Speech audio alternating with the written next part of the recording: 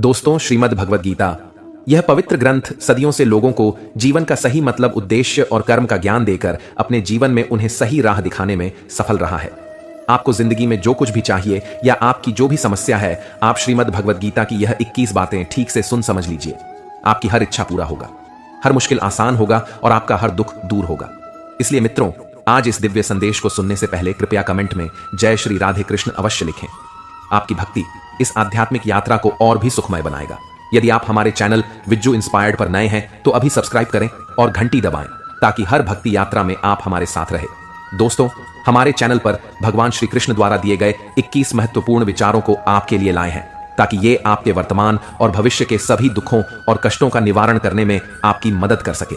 गीता का यह ज्ञान अमृत से भरा है जो इंसान के मरे हुए मन और जीवन में एक नई जान डाल देता है। मैं गारंटी के साथ यह बात कह सकता हूं कि जो कोई भी इन 21 बातों को ध्यान से पूरा वीडियो के अंत तक सुनेगा, उसे अपनी हर समस्या का हल मिल जाएगा। उसे वह सब कुछ मिल जाएगा जो वह पाना चाहता है। इसलिए इस वीडियो में एक भी विचार को मिस मत कीजिए और इस वीडियो को पूरा अंत तक सुने। तो चलिए शुरू करते हैं। श्रीमद् भगवद गीता का सबसे पहला उपदेश है कि बहुत ज्यादा मीठे बोलने वालों से और ज्यादा तारीफ करने वालों से सावधान रहना चाहिए, क्योंकि लोग मीठा सिर्फ तभी बोलते हैं जब उनको आपसे अपना मतलब निकालना होता है। आपकी तारीफ भी सिर्फ तभी की जाती है जब उन्हें आपसे अपना काम निकालना होता है। याद रखना कि तारीफ आपको जिंदगी में कभी भी फ्री में नहीं मिलने वाला। अगर कोई आपका तारीफ कर रहा है तो कुछ ना कुछ उसके लिए आपको चुकाना ही पड़ेगा। इसीलिए जो बहुत ज्यादा मीठा बोलते हैं या जो आपकी तारीफ करते हैं, उनसे जरा सावधान रहना चाहिए। श्रीमद् भगवद गीता का दूसरा उपदेश यह है कि आंखों से सच दिखने वाली बात पर भी एकदम से जल्दी भरोसा नहीं करना चाहिए। ऐसी बहुत कहानियां आपने सुनी होंगी कि कई बार आंखों से दिखने वाली बात भी सच नहीं होती है। इसीलिए भरोसा करने में अभी भी जल्दबाजी मत करना। गीता का तीसरा उपदेश यह है, हल्की आशा से कर्म करने वाले मनुष्य का मन कभी शांत व संतुष्ट नहीं रहेगा, क्योंकि उसकी लालसा हर नए शिखर पर पहुंचता ही रहेगा।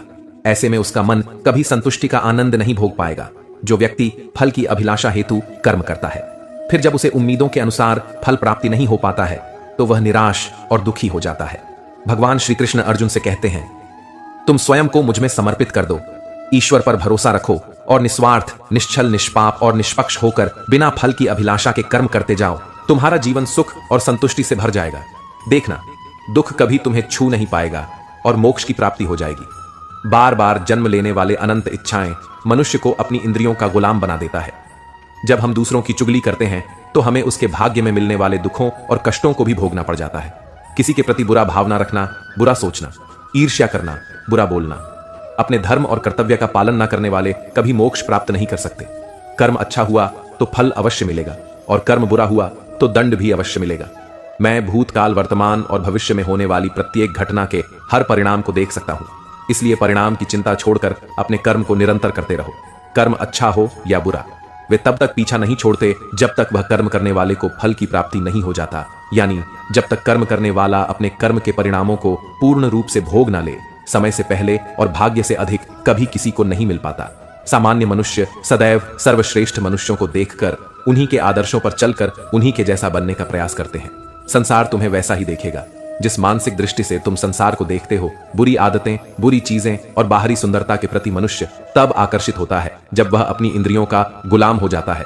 जिस प्रकार जलते हुए छोटे से दिए की रोशनी से प्रचंड अंधकार भी समाप्त हो जाता है, उसी प्रकार जब आप मन में मौजूद अज्ञानता से भरे अंधकार रूपी कमरे में सकारात्मक सोच का तेल डालकर ज्ञान का प्रकाश उजागर करेंगे तो अज्ञानता रूपी समक्ष अंधकार स्वतः ही समाप्त हो जाता है।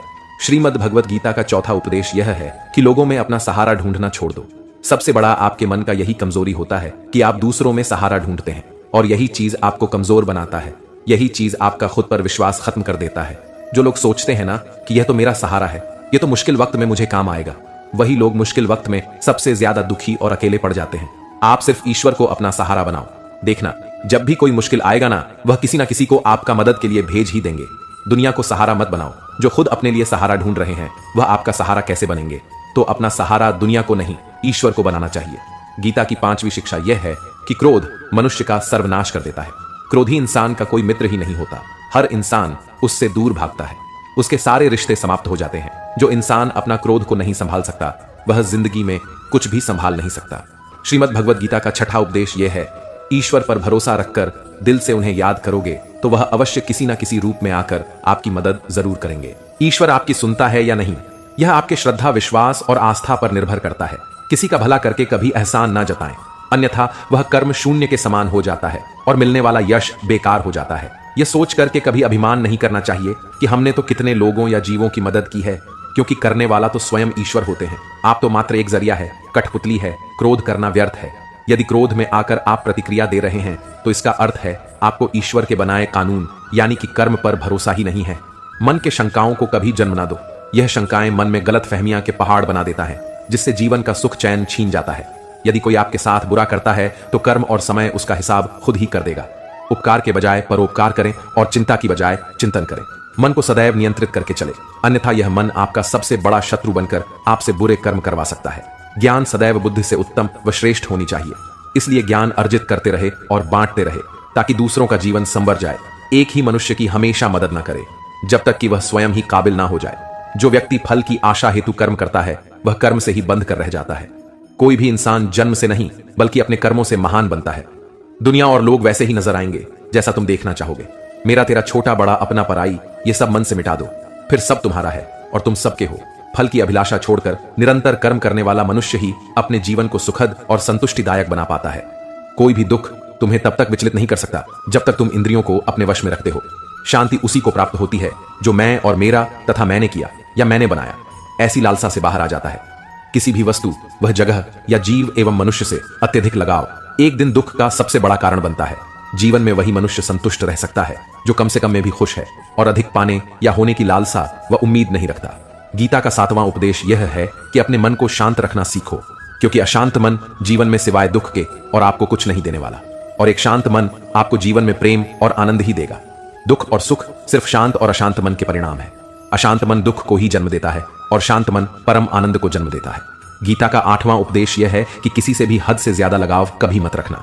दुर्योधन के पिता धृतराष्ट्र का राजगद्दी से बहुत ज्यादा लगाव था। राजगद्दी के आगे उन्हें कुछ भी दिखाई नहीं देता था और गद्दी के लिए उनका यही हद से ज्यादा लगाव और मोह पूरे राष्ट्र को ले डूबा, अनगिनत लोगों की मौत का कारण बन गया। आप भी जब ऐसी ही किसी के पीछे हद से ज्यादा पागल हो जाते हैं तो वो चीज आपको मिले या ना मिले लेकिन आपकी जिंदगी जरूर खराब कर देती है। गीता का 9वां उपदेश यह है, अध्यात्म से जुड़े एक अध्यात्म ज्ञान ही जीवन को सुकून की तरफ ले जा सकता है। लोगों की बातों पर जितना ध्यान देंगे उतना ही आपका खुद पर से विश्वास कम होता जाएगा। इसीलिए खुद पर विश्वास कर खुद के दम पर आगे बढ़ो और स्वयं ही अपना मार्ग तय करो। जीवन में किसी भी पल कुछ भी हो सकता है। जीवन सीमित है, समय व्यर्थ मत करो। बुरे अतीत को याद करके दुखी होने से अच्छा है कि उससे सीख लो और अपने वर्तमान को सुधार कर एक बेहतर भविष्य का निर्माण करो। किस बात को लेकर परेशान हो, कर्म करो और ईश्वर पर भरोसा रखो। क्या होगा क्या नहीं यह ईश्वर पर छोड़ दें। जितना अधिक पुरुषार्थ करोगे स्वर्ग का मार्ग उतना ही सरल होगा। स्वयं को ईश्वर के चरणों में सौंप दो। नित्य अच्छे कर्म करो और लोगों की भलाई करो और उन्हें सही राह दिखाओ। एक ज्ञानवान व्यक्ति कभी भी कामुक सुख में आनंद नहीं लेता, इसलिए ज्ञानी बनो। जो हो गया वह अच्छा हुआ, जो हो रहा है वह अच्छा हो रहा है और जो होगा वह भी अच्छा ही होगा। वेद पुराण पढ़ने का कोई लाभ ही नहीं जब तक उसमें कही बातों को अपने जीवन में अवतरित ना करें, उनका पालन ना करें। रावण बुद्धिमान अवश्य था किंतु ज्ञानी नहीं। उसकी अज्ञानता ने उसे क्रोधी, कामुक और अहंकारी बना दिया, जो उसकी मृत्यु का सबसे बड़ा कारण बना। मैं सभी प्राणियों को एक समान रूप से देखता हूं। मेरे लिए न कोई कम प्रिय है और न ही अधिक। वह ज्ञान व्यर्थ है जो सिर्फ तुम तक ही सीमित है। उस ज्ञान का कोई लाभ नहीं जिससे समाज एवं जगत का कल्याण ना किया जा सके। तुम क्यों व्यर्थ में चिंता करते हो? तुम क्यों भयभीत होते हो? कौन तुम्हें मार सकता है? आत्मा न कभी जन्म लेती है और ना ही इसे कोई मार सकता है। यही जीवन का अंतिम सत्य है। मनुष्य के कर्म ही मनुष्य को ईश्वर के नजदीक लाता है या ईश्वर से दूर कर देता है। इसलिए हमेशा अच्छे कर्म ही करें। जब जब इस धरती पर पाप, अहंकार और अधर्म चरम सीमा पर होगा तब तब उसका विनाश कर धर्म की पुनः स्थापना हेतु मैं अवश्य अवतार लेता हूं। जो दान कर्तव्य समझकर बिना किसी सोच के किसी जरूरतमंद व्यक्ति को दिया जाए वह दान सात्विक माना जाता है। जिसने मन को जीत लिया है उसने पहले ही परमात्मा को प्राप्त कर लिया है, क्योंकि उसने शांति प्राप्त कर ली है। ऐसे मनुष्य के मन पर सुख दुख, सर्दी गर्मी और मान अपमान का कोई फर्क ही नहीं पड़ेगा। जो विद्वान होते हैं वह ना तो जीवन के लिए और ना ही मृत के लिए शोक करते हैं। गृहस्थ व समाज में रहकर परोपकार करना और अपने कर्तव्यों को पूरी निष्ठा से ईमानदारी के साथ निभाना, धर्म का पालन करना भी बड़े तप के समान होता है। गीता का 10वां उपदेश यह है कि इंसान ही आजकल इंसान का दुश्मन हो गया है। चाहे आप बिजनेस में देख लो, चाहे आप रिश्तों में देख लो, किसी भी फील्ड में आप देख लो, इंसान ही इंसान को नुकसान पहुंचा रहा है। इतना प्रतिस्पर्धा बढ़ गया है, कितनी चोरियां बढ़ रही हैं, इतना क्राइम बढ़ गया है शास्त्रों में जो कलयुग के लक्षण लिखे गए हैं। न कि एक दिन इंसान ही इंसान को खाएगा। वह समय तो आ गया है, इंसान ही तो इंसान को खा रहा है। एक दूसरे का बिजनेस खा रहा है, एक दूसरे की नौकरियां खा रहा है, एक दूसरे की जिंदगी की खुशियां खा रहा है। इंसान जो दुखी है उसे और दुखी करो, जो खुश है उसे परेशान करो। यही तो हो गया है आजकल। कहने को तो सब इंसान है, लेकिन इंसानियत कहीं दिखती ही नहीं। एक सेठ के घर से एक भिखारी निकल रहा था। उसने उस सेठ से कहा कि मुझे एक गिलास पानी पिला दीजिए, बहुत प्यास लगी है, बहुत दूर से पैदल चलकर आया हूं, मेरे प्राण निकल रहे हैं। तो सेठ बोला कि अभी आदमी नहीं है, आदमी आ जाए तो आपको पानी दे दिया जाएगा। थोड़ी देर बाद उस भिखारी ने सेठ से कहा, आप कृपया करके मुझे एक गिलास पानी पिला दीजिए, मैं चला जाऊंगा, मेरे प्राण निकल रहे हैं और आसपास में किसी का घर भी नहीं दिख रहा। तो उस सेठ ने कहा, मैंने कहा ना कि आदमी आने वाला है, वह आ जाए तो आपको पानी मिल जाएगा। फिर वह भिखारी उस सेठ से कहने लगा कि तुम खुद ही आदमी क्यों नहीं बन जाते, थोड़ी देर के लिए तुम ही आदमी बन जाओ। आजकल यही हो गया है, यहां कोई आदमी बनने को तैयार ही नहीं है, बस लोग एक दूसरे को नोचने में लगे हैं, एक दूसरे का फायदा उठाने में लगे हैं। इसीलिए ही कलयुग को मतलबी युग कहा जाता है कि लोग सिर्फ और सिर्फ एक दूसरे से अपने मतलब से ही जुड़े हुए हैं। गीता का 11वां उपदेश यह है कि जिंदगी में कभी भी खुद को किसी का जरूरतमंद मत बनाओ, क्योंकि जब तक आप किसी के जरूरतमंद नहीं होते तब तक आपको कोई दुख नहीं पहुंचा सकता, कोई आपका फायदा नहीं उठा सकता। जिस इंसान के आप जरूरतमंद हो जाओगे वह आपका लाभ उठाना शुरू कर देता है। जिस दिन आपने अपने जीवन को किसी का जरूरतमंद बना दिया, उसी दिन से आपको उसकी गुलामी करनी पड़ती है। मर जाने से भी बदतर होता है। जरूरतमंद आपको गुलाम बनाकर रख देता है। आपने कभी गौर किया कि आपकी जिंदगी वही लोग खराब करते हैं जिनके आप जरूरतमंद हो जाते हैं। आपका सारा दुख वहीं से आता है जिसके आप जरूरतमंद होते हैं। जरूरतमंद सिर्फ शरीर या काम की नहीं होती, सबसे बड़ी जरूरतमंद मन की होती है, याद रखना। एक बात, माँ बाप के अलावा ऐसा दुनिया में आज तक कोई पैदा नहीं हुआ है कि आप जिसके जरूरतमंद हो और वह आपका फायदा ना उठाए। इसीलिए जिंदगी में कभी भी खुद को किसी का जरूरतमंद मत बनाना। गीता का 12वां उपदेश यह है, असफलता के डर से दोबारा प्रयास ना करने वाला मनुष्य जीवन में बड़ी कामयाबी कभी प्राप्त ही नहीं कर सकता। क्रोध से भ्रम पैदा होता है, भ्रम से बुद्धि व्यग्र होती है, जब बुद्धि व्यग्र हो जाती है तब तर्क नष्ट हो जाता है, और जब तर्क नष्ट हो जाता है तब व्यक्ति का नाश हो जाता है। बड़ी कामयाबी एक ऐसे ताले में बंद होती है जो 5 चाबियां से खुलती है। सकारात्मक सोच, एकाग्रता, सच्ची लगन, दृढ़ संकल्प और निरंतर प्रयास। निष्पक्ष और निस्वार्थ भाव से कर्म किए बिना मोक्ष की उम्मीद करना बेकार है। जब भी मनुष्य स्वयं के इंद्रियों के अधीन हो जाता है तो वासना, आलस और लालच जैसी बुरी आदतें मन पर सवार हो जाती हैं। लक्ष्य प्राप्त करने के लिए हमें कर्म में पूर्ण रूप से समर्पण अति आवश्यक है। इसके लिए धन की लालसा मन से निकालकर अपने कर्म पर केंद्रित होना चाहिए। कर्म को लेकर श्री कृष्ण जी कहते हैं, हे अर्जुन, तुम कर्म करने के अधिकारी हो, न कि उससे मिलने वाले फल के। अतः बिना फल की आशा किए जब कर्म करोगे तभी तुम फल की प्राप्ति के पात्र कहलाओगे। क्रोध सोचने की ताकत को हर लेता है, जिस वजह से सही फैसला ले पाना कठिन हो जाता है। यदि आप कर्म फल प्राप्ति की लालसा व लालच हेतु कर रहे हैं तो कर्म कभी आपकी उम्मीदों के अनुसार प्राप्त नहीं होगा। बुरे कर्म से पीछा छुड़ाने का सबसे बेहतर तरीका है मन में अच्छे विचारों को आने दो और सकारात्मकता से सोचो। मनुष्य का मन परिवर्तनशील है। हमारे सोचने का तरीका और आदतें वैसे ही बनेंगी जिस तरह से लोग और माहौल में हम अधिक समय बिता रहे होंगे। मनुष्य जीवन में वही करता है जो भी वह देखता है, सुनता है, समझता है। जो व्यक्ति किसी अच्छे कर्म को करते हुए उसे ही अपना सौभाग्य और पुरस्कार मानता है, तो ऐसे व्यक्ति को कर्म फल उम्मीदों से कहीं अधिक मिल जाता है। बड़े लक्ष्यों के निर्माण और सपनों को सच करने के लिए सबसे पहले आपको कल्पनाकारी बनना होगा। गीता का 13वां उपदेश यह है कि जिस रिश्ते में मर्यादा टूट जाती है वहां सिर्फ सर्वनाश ही होता है। कोई आपसे बड़ा है या छोटा है, अगर वह रिश्तों में अपनी मर्यादाओं को तोड़ देगा तो वह रिश्ता कभी नहीं टिक सकता। रिश्ता सिर्फ तभी चलता है जब दो लोग एक दूसरे की इज्जत करते हैं, कदर करते हैं और कभी अपनी लिमिट क्रॉस नहीं करते हैं। जिस रिश्ते में कोई लिमिट नहीं है, एक दूसरे की इज्जत नहीं है, वह रिश्ता आज नहीं तो कल खत्म ही हो जाता है। गीता का 14वां उपदेश यह है कि जिस रिश्ते में मर्यादाएं टूट जाती हैं वहां सिर्फ सर्वनाश ही होता है।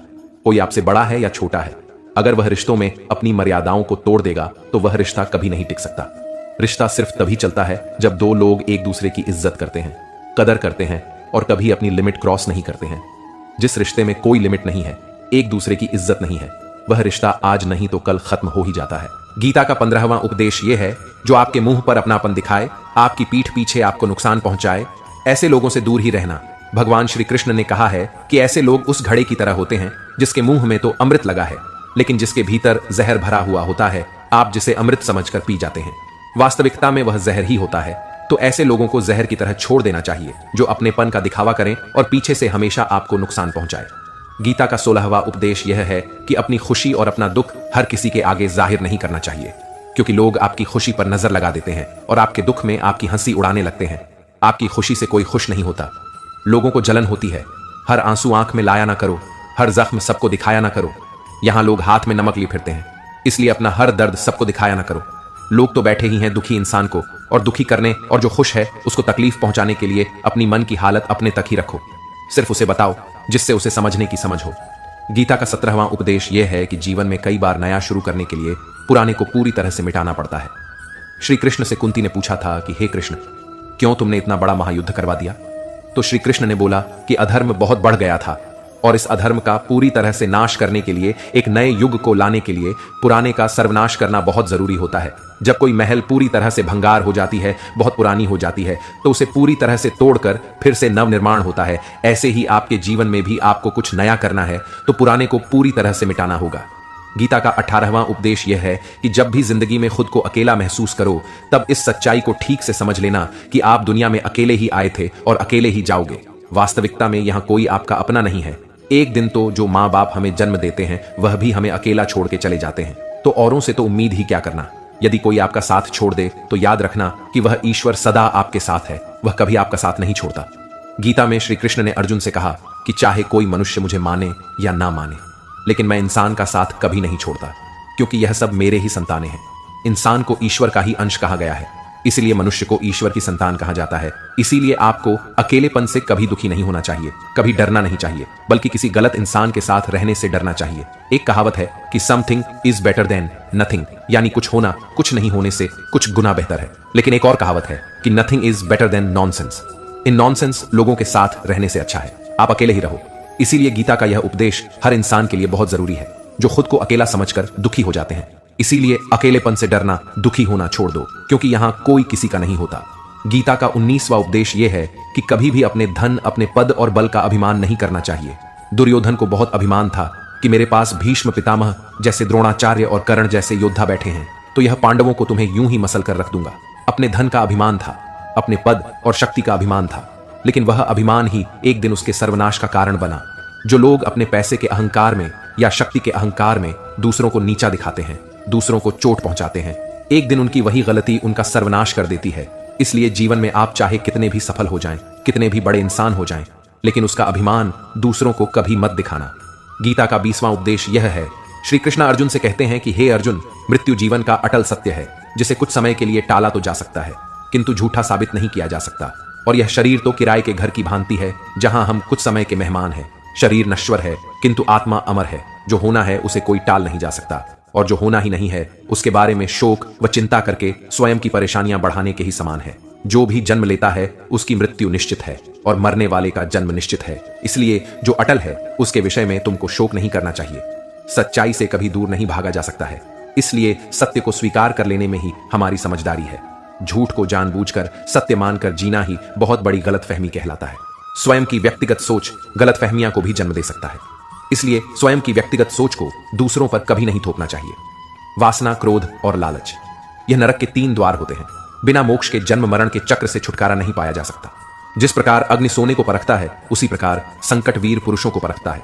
मनुष्य का सबसे बड़ा और सबसे पहला शत्रु या मित्र उसका मन ही होता है। एक और हद से अधिक इच्छाएं जीवन का सुकून छीन लेता है। बिना किसी पुरुषार्थ के आप अच्छे फल व सकारात्मक परिणाम की कामना ही नहीं कर सकते। यदि आप धर्म के मार्ग पर चलते हैं तो परिणाम की चिंता किए बिना अपने धर्म का निडरता से पालन करें। 21वां उपदेश यह है कि जहां आपके लिए प्रेम और इज्जत नहीं है वहां कभी मत जाओ। महाभारत का युद्ध शुरू होने से पहले श्री कृष्ण हस्तिनापुर गए थे पांडवों की तरफ से शांति प्रस्ताव लेकर कि तब शकुनी ने दुर्योधन से कहा, यह कृष्ण बड़ा मायावी है, अगर यह हमारे पक्ष में आ जाए तो समझ लो पांडव हार ही गए, तो इसकी सेवा कर, इसको अपने घर आने का निमंत्रण भेजो, इसे खुश करो। जब श्री कृष्ण हस्तिनापुर पहुंचे तो दुर्योधन ने उन्हें अपने घर आने के लिए कहा और श्री कृष्ण से कहा, आप मेरे घर में रहिए, मेरा आतिथ्य स्वीकार कीजिए, मेरे घर में भोजन कीजिए। तो श्री कृष्ण ने दुर्योधन से कहा कि दुर्योधन, इंसान को किसी के घर तभी भोजन करना चाहिए, तभी जाना चाहिए, या तो उसे बहुत प्रेम हो, या तो हमारे जीवन में कोई बहुत बड़ी आपत्ति आ गई हो। ना तो मेरा जिंदगी में कोई आपत्ति आई है और ना ही तुम्हारा मुझसे कोई प्रेम है, तो तुम्हारे घर तो मैं कभी नहीं आऊंगा। तुम मुझे अपने घर बुला रहे हो सिर्फ और सिर्फ अपना मतलब पूरा करने के लिए, और मतलबी लोगों के घर कभी नहीं जाना चाहिए।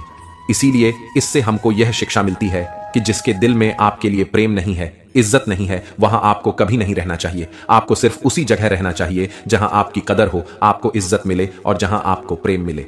गीता का दोस्तों, अगर आपने भगवान श्री कृष्ण द्वारा दिए गए इन विचारों से कुछ भी सीखा हो तो कमेंट में जय श्री राधे कृष्ण अवश्य लिख दीजिए और वीडियो को लाइक करके हमारे चैनल विज्जू इंस्पायर्ड को अभी सब्सक्राइब कर लीजिए और इस वीडियो को अपने प्रिय लोगों के साथ अवश्य शेयर कीजिए।